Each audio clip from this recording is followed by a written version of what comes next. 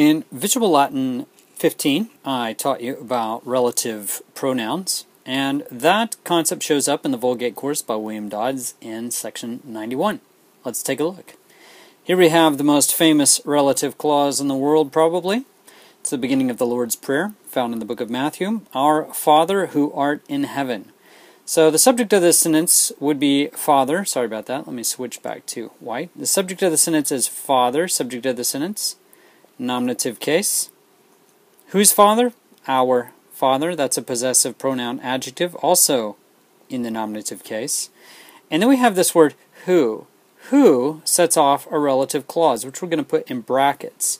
The clause is who art in heaven, and honestly, we don't have a verb over here.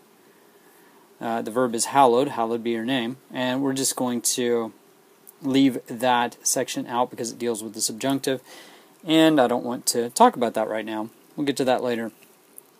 So the subject of the clause, then we're going to treat the clause itself as if it's its own sentence. The subject of the clause is who.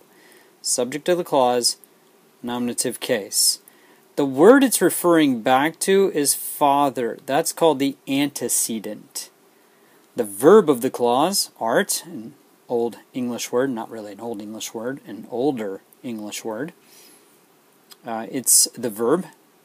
Who art in, preposition, in what? Heaven, object of the preposition, in heaven, prepositional phrase, and this would go into the ablative case. Okay, let's diagram what we have. Again, we don't have a verb, so we would write Father, our Father, and then verb. Hallowed be thy name, which we're not going to put in there. The clause we will diagram just like a regular sentence, and we'll connect them in a moment. On the subject side goes the relative pronoun, who. On the verb side, the verb, art, and then we have the prepositional phrase, in heaven. Suppose I should capitalize that, since we're talking about a particular place. Then we connect the antecedent with the noun, the relative pronoun with its antecedent. So Father we would connect with who. And then that's it. We have a relative clause diagrammed. And of course in Latin, this is pater noster.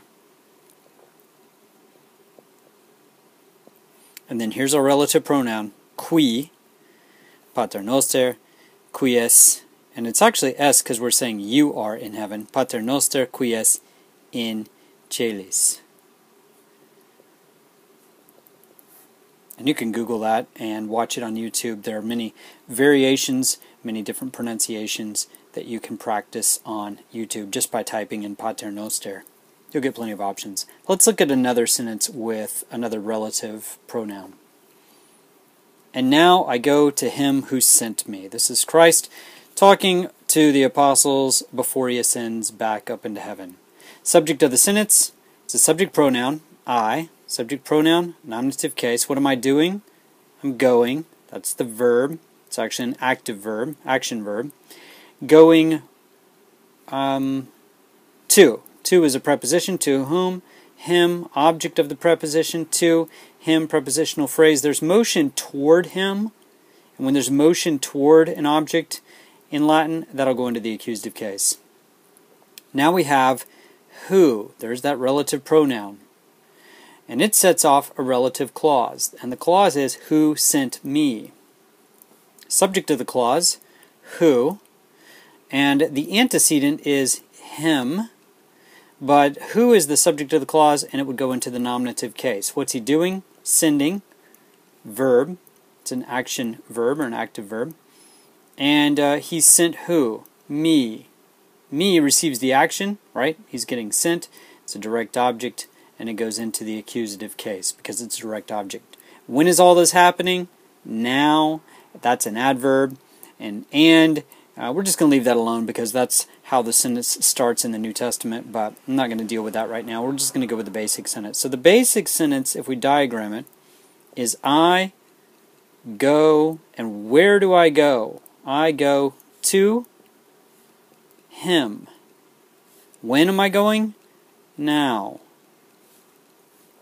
Now, we diagram the relative clause as if it's its own sentence. Who is the subject of the clause? Sent is the verb. And a direct object goes on the main line after a straight line. Who sent me? Now we just connect the antecedent with the relative pronoun. So we just connect these guys here. I go to him who sent me. And in Latin, that would be, we'll add et back in, et nunc. Now we're using the Vulgate Latin here. This is not classical Latin. In classical Latin we would use a different verb. But the Vulgate uses for I go, uses the verb vado. Et nunc vado ad eum, to him, et nunc vado ad eum, qui misit. Qui misit, that's perfect tense, from the verb mito, qui misit me. Et nunc vado ad eum qui misit me. There you go. You now know how to diagram sentences with relative pronouns in them. If you'd like to see more, you know what to do, and I will see you next time, my friends. Take care.